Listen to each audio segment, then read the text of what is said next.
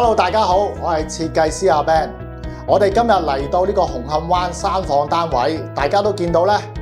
而家咧我哋已經係家私咧已經裝咗大部分啦。而家咧就係執緊收嗰啲邊位嘅。咁上次咧去過海濱南岸單位嘅時候咧，我哋都有介紹過，我哋去驗收嗰個家私嘅時候咧，有3大要點嘅。其實咧，第一個要點咧，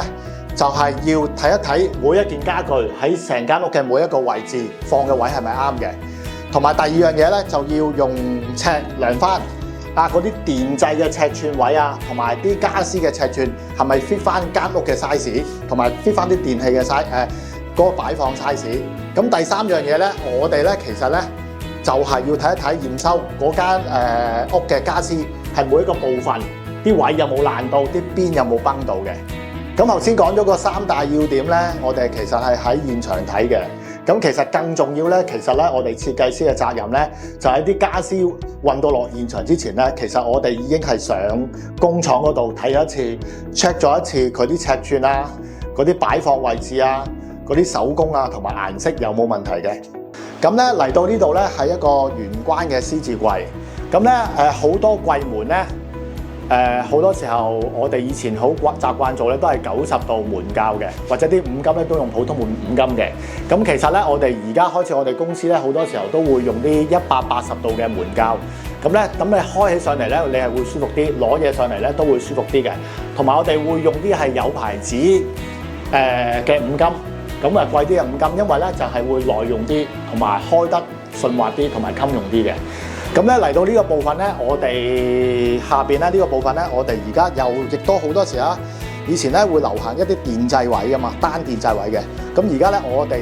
好多時候咧，我哋自己咧我就會建議個客人咧用呢啲長嘅巴，因為呢啲長嘅巴咧其實可以甩出嚟嘅。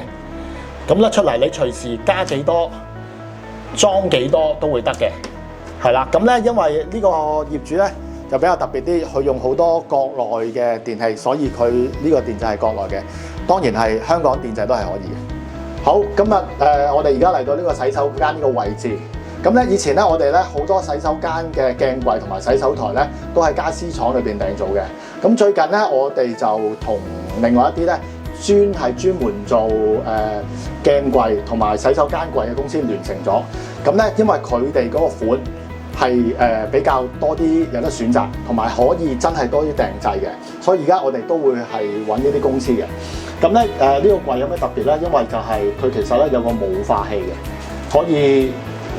你沖涼嘅時候，譬如有啲霞氣嘅時候咧，你撳咗個霧化掣咧，佢就會冇咗啲霞氣嘅。咁另外咧呢啲鏡櫃咧，